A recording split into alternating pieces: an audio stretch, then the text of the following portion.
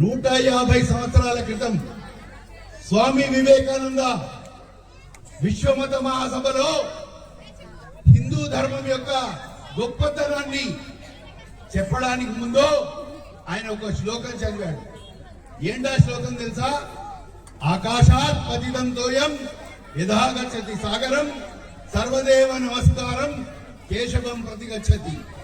ఏ విధంగా అయితే పైనుంచి చినుకులు పడితే వాన కురిస్తే ఆ వాన నీటిలు ఏవైతే ఉన్నాయో వాగులలో వంకళ్ళల్లో పారి నదులలో పలికి నదుల్లో నుంచి సముద్రంలోకి సముద్రంలో నుంచి మహాసముద్రంలో పలికి వెళ్తాయో అదే విధంగా హిందూ సమాజంలో ఉండేటువంటి యొక్క ప్రతి హిందువు కూడా తను హిందువునని తను భారతీయుడని ఎలుగెత్తి చాటాల్సినటువంటి ఒక అవసరం ఉంది, ఆగత్యం ఉంది అని నినదించినటువంటి వ్యక్తి స్వామి వివేకానంద.